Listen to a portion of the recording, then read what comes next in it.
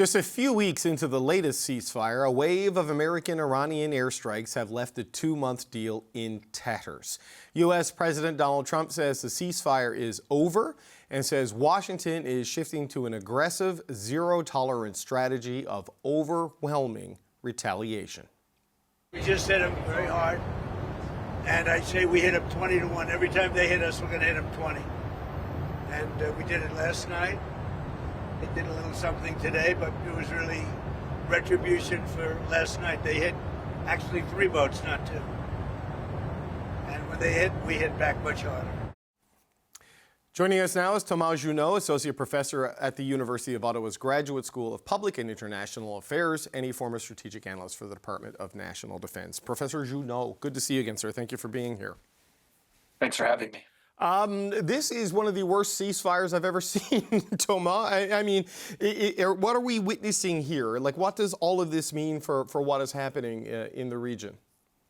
Well, in practice, we knew that it was never a ceasefire, and there was no chance that it would be. It was, at best, a reduction of hostilities, but not an actual ceasefire. And the minute that the terms of the alleged ceasefire came out about 3 weeks ago, it was very clear that the terms were very vague, that they were very ambiguous, that there was tremendous room for interpretation on both sides, and that both sides were interpreting those vague terms very, very differently, and that the promise of future negotiations really didn't look good because the two sides not only disagreed on very much, but were very intransigent. So it was entirely predictable, and all of us predicted it, that it would not be a ceasefire, that yes, there would be a reduction in hostilities, but that there would be occasional spikes in violence, of which there have been many. What we've been seeing for the past 48 hours is the worst of those, but it is fully in line with what is really entirely predictable. So where does this go? Because here you have an Iranian regime essentially fighting for its very existence and survival, right? If it loses this in a traditional military sense, it's over for them.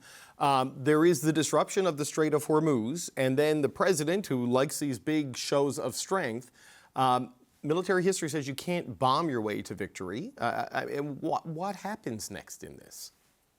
Well, you absolutely can't bomb your way to victory. And what Trump has been doing is absolutely not going to allow the U.S. to achieve whatever strategic objectives the U.S. have, which we don't really know what they are. What I think is going to happen, at least for the short to midterm, how far into the long term remains to be seen, but it's pretty much a new normal of no war but no peace.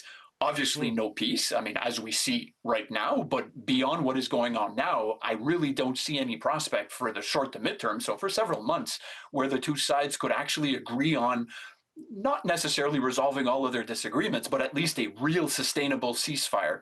But at the other end of the spectrum, I don't think we are going to see a return to war, at least in the sense that we saw for about 7 weeks from late February until early or mid-April, when the two sides were really at war. I still think, even if I'm a bit shaky today, I still think that the two sides would prefer not to return to that kind of war. So we're really in this awkward, not nice equilibrium between war, between peace. And I think for the foreseeable future, that's pretty much the new normal in the Persian Gulf. You know, until all of this military action, really, the Western strategy and policy with Iran was containment. And you've written about this sort of in an article for Chatham House, just how this is just going to change the geopolitics of the region. Iran has found a new weapon. It can mess up the Strait of Hormuz and disrupt the world economy. So what does all of this mean for that containment strategy if this is what Iran can do every time things get hot over there? Well, I think bringing up the Strait of Hormuz is a really important point. When I was referring to a new normal, that's an important aspect of it.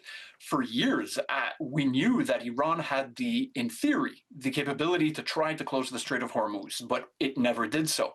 But one of the key implications of the war of 2026 is that Iran, in response to the U.S. and Israeli war, because its very survival was at stake, as you pointed out, it decided to use what was always seen as one of its last recourses, which is try to close the Strait of Hormuz, which it succeeded in doing. So from Iran's perspective, this is a tremendous source of leverage. This is, in fact, the best guarantee that the regime has to protect its own survival. So moving ahead, I think there will be fragile resumption slowly, very slowly, of shipping in the Persian Gulf. The details remain to be negotiated, but the threat of the Iranian closure of the Strait of Hormuz is not going to go away. It is an indefinite threat as long as the Islamic Republic is in power. And that on its own is a big shadow that is just going to remain over not just the Strait of Hormuz, but in practice, the global economy. Yes, I mean, if you look at the Gulf states and what it means to their economy, you look at Asian countries and what it means for their energy supply. I mean, the ripple effect of that, it's high gas prices here. It's far worse than that in other parts of the world. But look, while all this kinetic military activity is happening in Iran, there's some diplomatic activity happening in Saudi Arabia, where the Prime Minister, Mark Carney, is the first Prime Minister to go there for an official visit in quite some time. What does it say about the Prime Minister's approach to foreign policy, economics, and trade and foreign investment, that he's making these moves to reset things with Mohammed bin Salman, the Crown Prince, at this particular moment? Thomas? What it tells us is that Canadian foreign policy under Mark Carney has changed a lot from what it was for 10 years under Trudeau, but even before Trudeau, from what it was under different iterations with previous governments. Basically, human rights and concerns over democracy have taken even less than a back seat. And one may agree or disagree with that, but at least I'm describing a reality. Mark Carney is very clearly making the calculus that Canada has as one of its most fundamental interests right now to diversify its trade relationships, but also its security and defense relationships. And that if we put human rights as more or less a precondition for that to happen, then the ceiling for success becomes very low, because the reality is that there's just not that many democracies around. So yes, Canada is, as we saw with the purchase of the subs this week, trying to deepen relations a lot with Europe. But Carney is clearly saying we also want to deepen relations elsewhere in the region, including in the Gulf. We saw it with previous trips to Qatar and the UAE just a few months ago. And human rights are simply not going to be an obstacle for that. And in practice, what that means is that he is not going to raise these issues, certainly not in a public way like Trudeau did in particular, because, and the calculus here, and we actually saw it with some of his quotes today, if we do that, not only is it not going to work, they're not going to change their human rights situation in a country like Saudi Arabia because Canada says so, and it's also going to block us from actually succeeding in diversifying our partnerships. It's interesting. There's a new op-ed that the Prime Minister has co-authored with the leader of Finland, Alexander Stubb, suggesting a third way. And he talks a bit about the disruption of the global order, and it kind of ties into what's happening in Saudi Arabia. They put forward that the alternative to the disruption is values-based realism, a new approach that is both principled and pragmatic. Principled in its commitment to fundamental values of freedom, human rights, sustainability, and solidarity, but pragmatic in recognizing that not every partner will share all of our values. And that's what they're kind of arguing there. I mean, how do you think, what's your sense of how that might play? Because as you say, the Trudeau agenda was very much focused on the human rights issues, and there was pressure from their political constituencies to go in that direction. How do you think this shift will go over?